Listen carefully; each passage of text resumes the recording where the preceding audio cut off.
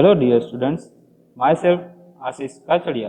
Today we discuss topic related to soil mechanics. In today's topic, we discuss about unit number 3, classification of soil. So start કરીએ. તો first of all આપણે તો એ જોઈએ કે આપણે આ વિડિયો લેક્ચરની અંદર કયા કયા ટોપિક છે તે કવર કરવાના છે. તો આપણે આ વિડિયો લેક્ચરની અંદર ઇન્ટ્રોડક્શન, સેકન્ડ ટોપિક છે basis of classification of soil એટલે કે માટીના વર્ગીકરણના આધાર કયા કયા રહેલા છે તે પછી આઈએસ ક્લાસિફિકેશન ઓફ સોઇલ એટલે કે ઇન્ડિયન સ્ટાન્ડર્ડ પ્રમાણે જે માટીનું વર્ગીકરણ છે તે જોશું અને પાર્ટિકલ સાઇઝ ડિસ્ટ્રીબ્યુશન એટલે કે જે સ્થૂળ કણો જે છે બરાબર, કણ કદ પૃથ્થકરણ જેને આપણે ઓળખીએ છીએ એના વિશે છે એ આપણે આ વિડિયો લેક્ચરની અંદર જોશું. તો સ્ટાર્ટ કરીએ. તો ફર્સ્ટ ઓફ ઓલ જોઈએ તો કે ઇન્ટ્રોડક્શન. તો ઇન્ટ્રોડક્શનની અંદર જોઈએ soil classification is the arrangement of soils into different groups such that the soil in a particular group have a similar behaviour.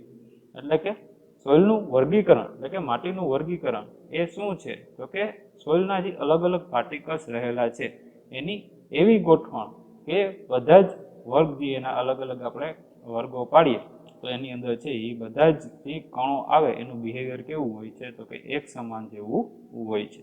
બરાબર.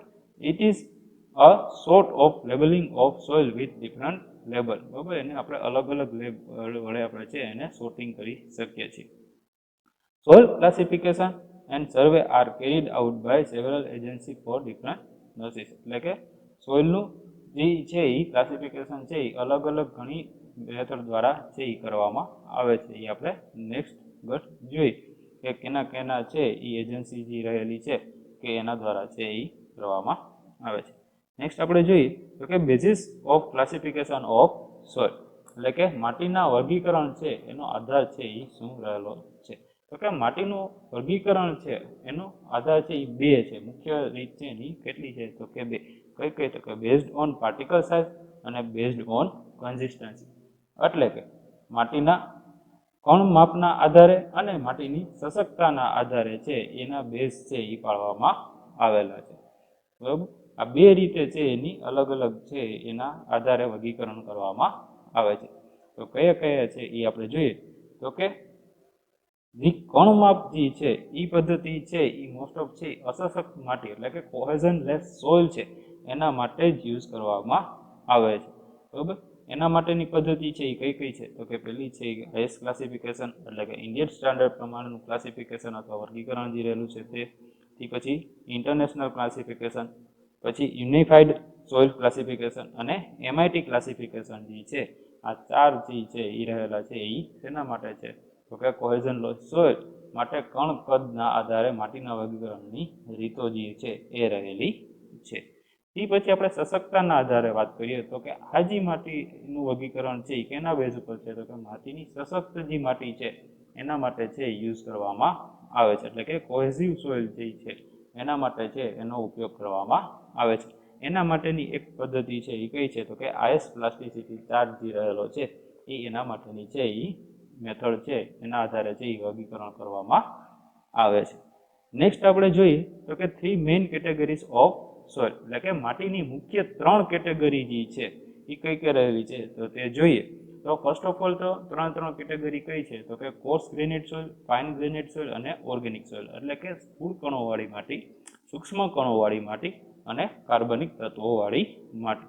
તેમાંની પહેલી જે છે કોર્સ ગ્રેનાઇટ સોઇલ એના વિશે જોઈએ તો કે in this soil more than 50% of the total material by weight is larger than 75 micron એટલે કે 0.075 mm ISC.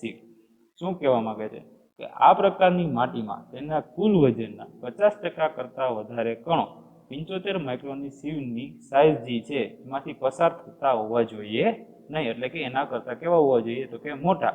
એને શું કહેવામાં આવે છે તો કે એને સ્થૂળ કણોવાળી માટી કહેવામાં આવે છે.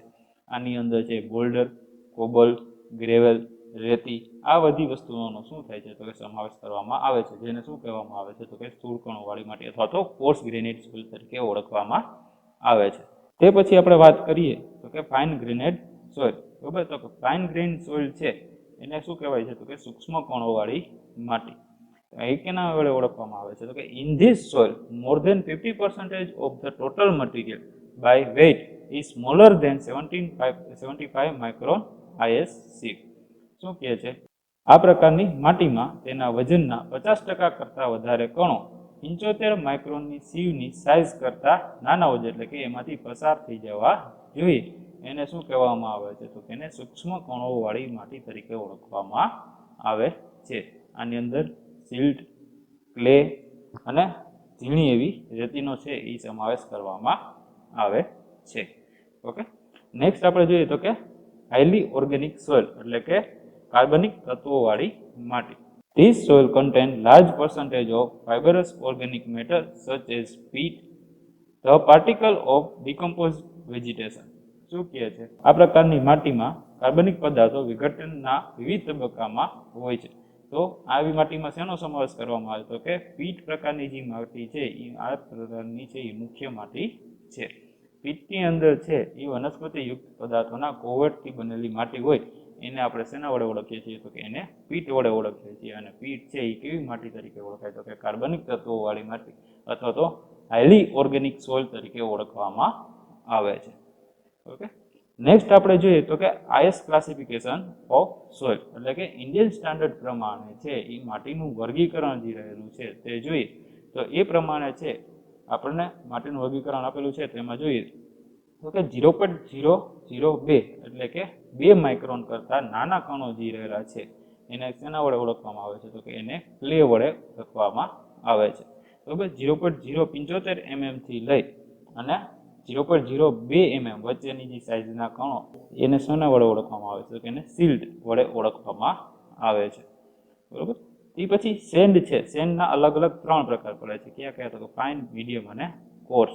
તો સેન્ડ જે છે એની અંદર ફાઇન સેન્ડ કેને કહેવામાં આવે છે? તો કે 0.425 mm થી લઈને 0.075 mm અથવા તો 425 માઇક્રોન થી લઈને 75 માઇક્રોન સુધીનો જે કણોની સાઇઝ ધરાવતો માટી હોય એને શેના વડે ઓળખવામાં આવે છે? તો કે એને ફાઇન સેન્ડ તરીકે ઓળખવામાં આવે છે.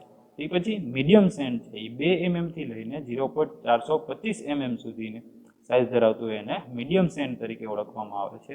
અને 4.75 mm થી લઈને 2 mm વચ્ચેનું જે માપ ધરાવતું હોય એને કોર્સ સેન્ડ તરીકે ઓળખવામાં આવે છે. બરાબર, તે પછી છે તો કે ગ્રેવેલ. ગ્રેવેલની અંદર 2 ટાઈપ્સ પડશે, ફાઇન અને કોર્સ.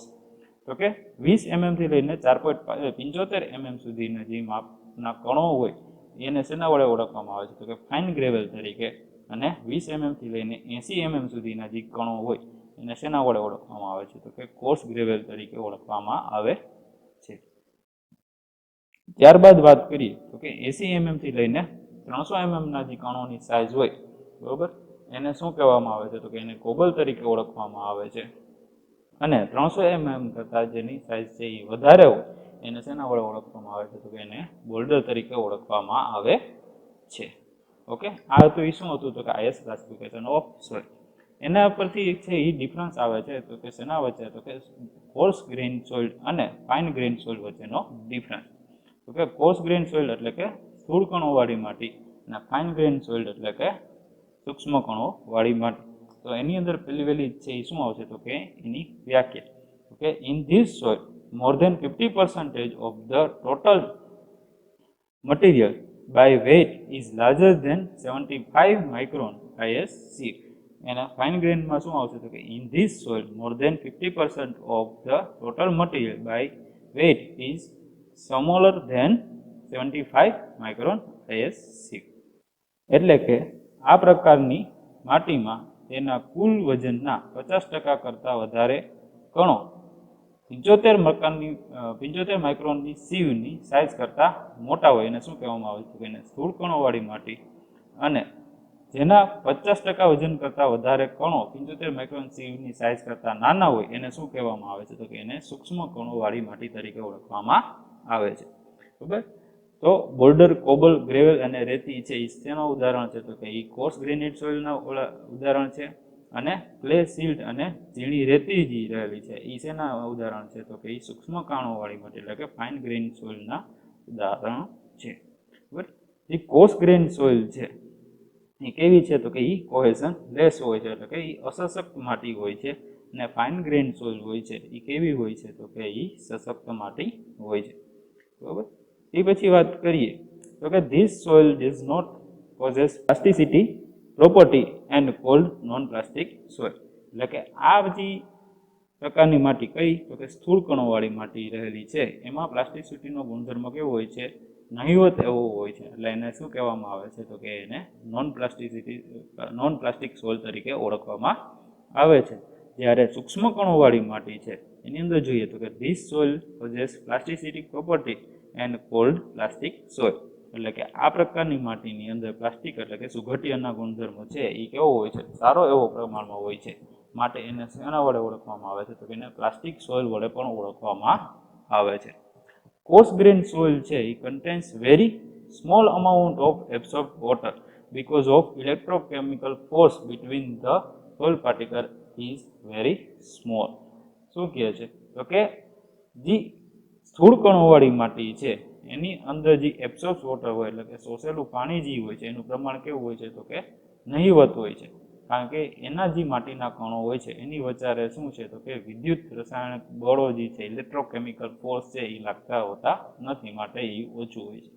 જ્યારે ફાઇન ગ્રેન સોઇલ છે એની અંદર જોઈએ તો fine grain soil contains large amount of absorb water because of stronger electrochemical force between the soil particle. એટલે કે આ માટી જે છે સૂક્ષ્મ કણોવાળી માટી એની વચ્ચે છે એ એબ્સોર્બ વોટરનું પ્રમાણ વધારે હોય છે. શું કામે તો કે એની અંદર જે છે એ વિદ્યુત રસાયણો બળો છે એ વધારે પ્રમાણમાં અને સારા એવા સ્ટ્રોંગ છે એ રહેલા હોય છે. બરોબર. એના લીધે છે એ આની અંદર છે એ શું હોય છે તો કે એબ્સોર્બ વોટરનું પ્રમાણ છે એ વધુ પ્રમાણમાં છે એ આપણને જોવા મળે છે. ઓકે. નેક્સ્ટ ટોપિક આપણો જે છે એ રહેલો છે પાર્ટિકલ સાઇઝ ડિસ્ટ્રીબ્યુશન. એટલે કે કણ કદ પૃથ્થકરણ અથવા તો એને મેકેનિકલ એનાલિસિસ તરીકે પણ ઓળખવામાં આવે છે. બરાબર. Particle size distribution is the method of separation of soils into different fraction based on the particle size. એટલે કે પાર્ટિકલ સાઇઝ ડિસ્ટ્રીબ્યુશન છે એ શું છે તો કે માટીના અલગ અલગ કણોને જુદા જુદા છે એ માપના આધારે છે એને અલગ અલગ ભાગમાં વહેંચવાનું કામ કરે છે. It is also known as mechanical analysis. એટલે કે તેને મેકેનિકલ એનાલિસિસમાં વડે પણ ઓળખવામાં આવે છે. It express the proportion by mass of various size of particles present in the soil. એટલે એ શેના વડે દર્શાવવામાં આવે છે તો કે અલગ અલગ સાઇઝના જે કણો રહેલા છે એના દળના આધારે છે એની પ્રોપર્ટીઝ છે એ બતાવવામાં આવે છે. મેકેનિકલ એનાલિસિસ છે અથવા તો જે કણ કદ પૃથ્થકરણ છે એ મુખ્ય છે એ બે રીતે છે એ વહેંચવામાં આવે છે. કઈ કઈ રીતે તો કે એક સીવ એનાલિસિસ અને બીજું છે એ સેડિમેન્ટેશન એનાલિસિસ. એટલે કે અવસાદન એનાલિસિસ તરીકે પણ ઓળખવામાં આવે છે. તો એ આપણે જોઈએ.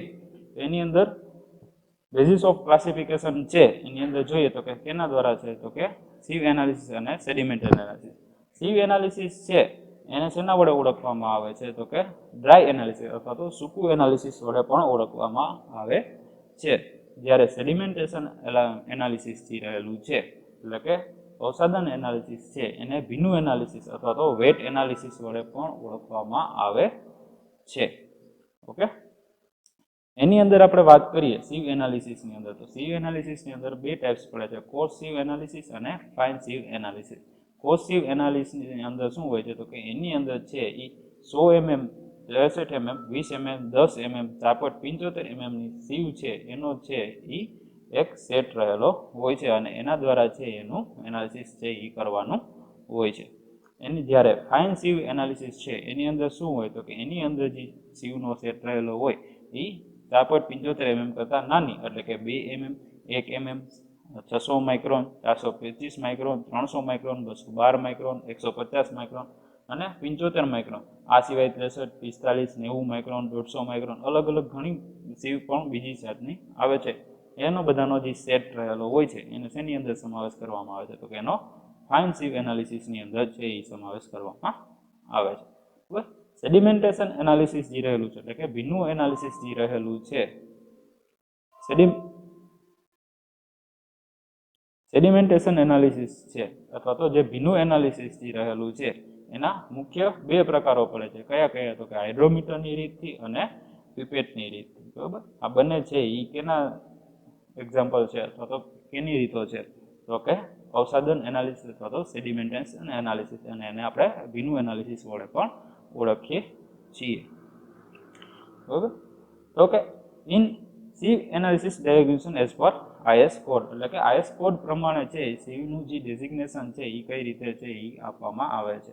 બરાબર, તો કે in IS 460/1962 the sieve are designated by the size of the apparatus in mm, એટલે કે આ IS કોડ ઇન્ડિયન સ્ટાન્ડર્ડનો જે 460/1962નો જે કોડ રહેલો છે એના મુજબ છે એ છે ISની જે સીવ એટલે કે જે ચાળણી રહેલી છે એના છે શેની અંદર છે? તો કે એને ની અંદર છે એ માપવામાં આવેલા છે.